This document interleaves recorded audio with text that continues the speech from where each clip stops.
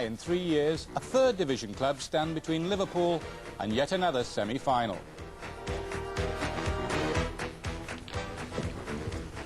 Number 6, Liverpool. Number 7. Versus Brentford. Steve Perryman's rueful reaction was understandable. Anfield has seen precious few giant-killing exploits in the last 10 years. But Brighton's 2-1 win there in 1983 could be a lucky omen, because one of Brighton's headline heroes that day is now a Brentford player. Neil Smiley vividly recalls the occasion. Quite obviously the result, but the deafening noise, the one thing from Anfield. The side that we played, really. What an achievement it was to beat a team with the likes of Lawrenson, Hansen, Souness, Dalglish and Rush in it. Just those sort of memories. Have any of the Brentford players asked you what it's going to be like for them? One or two of them have mentioned it, and I said, coming back to the sheer deafening noise of the crowd, you know, you go out for a warm-up and the cop is full while you're going out for a warm-up, those sort of things. I mean, it's a little bit different. The lads here are used to playing in front of probably 6,000 and 7,000, whereas at Liverpool it'll be 30,000. It'll just be one noise rather than loads of different individual comments. Brighton went on to reach Wembley, with Smiley collecting a loser's medal after the defeat by Manchester United. Yet another of Brighton's cup final team was defender Graham Pearce, a player who began in football as a Brentford junior and who's now back at the London club that's literally at the bottom of his street. Graham, can Brentford do what Brighton did? Yes, I honestly believe that, and there's no lack of confidence in the side at this present moment. So I mean, it's a one-off game, and we'll be out there to do exactly what Brighton did. So you missed the actual game at Liverpool, didn't you? Although you did play in the cup final with Brighton.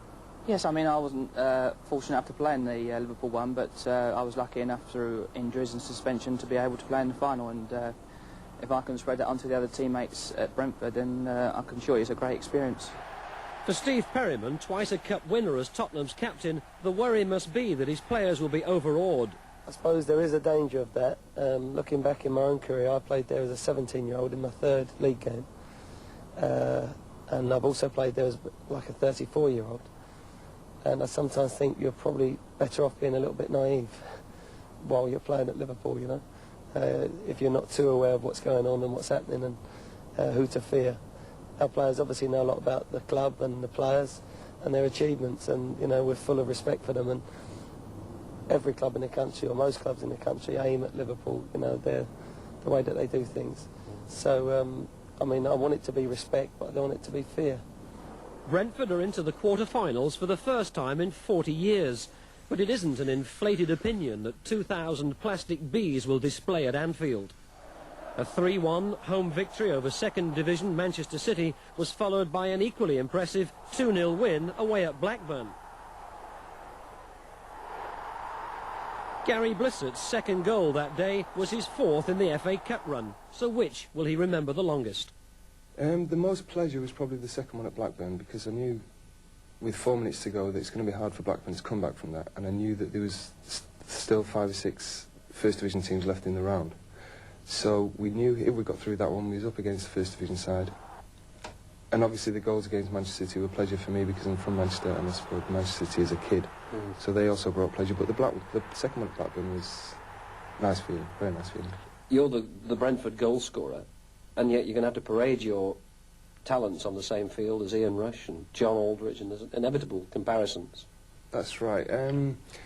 Actually, Richard Cadet's the main goal scorer. He wouldn't like you saying that I'm the main goal scorer because he's the one with the goals this season. Well, you've got the FA Cup goals, obviously, I've got the goals in the Cup, yeah, so people will be looking at me to perhaps, if possible, clinch the goal in the last couple of minutes, and another headline in the papers that I've scored another goal in the FA Cup. You've been dreaming about it already. I've been dreaming about it since the draw, actually, yeah. But, I mean, yeah, it's nice to play on the same pitch as people like Rush and Aldridge, and I'll just go out there and enjoy myself. The Blissett striking partnership with Richard Cadet has produced 29 goals this season. What are your qualities? I mean, I know it's, if you had to sort of say what you bring to the Brentford side, what do you think it is? What is your contribution? I mean, when when Steve bought me, he says that he really needs someone to play up front off Gary and who could score a few goals. I mean I think that's what they were lacking last season, and now we've got that. You know, got a bit of pace up there and there, and someone really to work with Gary. You know, because last season he was up there on his own. It was just like a big ball up front, and he was on his own and do the best you can. But now we've got a bit of variety. We can play to feet, knock it long. He can knock balls on for me, and so on. Club secretary Polly Cates has been collating the departure of 7,000 fans in an armada of coaches.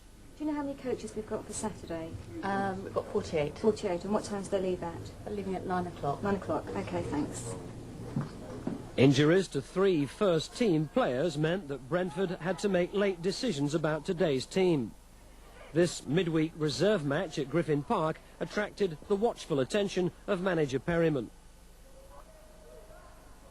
Understudy goalkeeper Jeremy Roberts has been standing by in case regular choice Tony Parks didn't recover from a dislocated thumb. Parks, remembered for his penalty save against Anderlecht, which won the UEFA Cup for Tottenham in 1984. But not as happy to recall his last FA Cup appearance for Spurs at Port Vale. Good ball. Riley didn't quite keep his feet. Here's Ford. And Splay waved on. This is Walker. Yes! Oh, Ray Walker! Brilliant! Yeah, I mean, that was probably one of the lows of my career, and I experienced the side of the coin there where we was the big team and they was the minnows, and they knocked us out. And the joy on their faces was hard to take that day, but now playing for Brentford in the 3rd Division and knocking out Manchester City and Blackburn in the last round, I now understand how they felt, and it is a great feeling, and hopefully we can come off the pitch with a similar sort of result on Saturday. This is Brentford's centenary year, and it will be the greatest achievement in the history of the club if they could progress to their first ever FA Cup semi-final. The warning for Liverpool is the bees are about to invade. I suppose so, yes. Hope we don't get stung.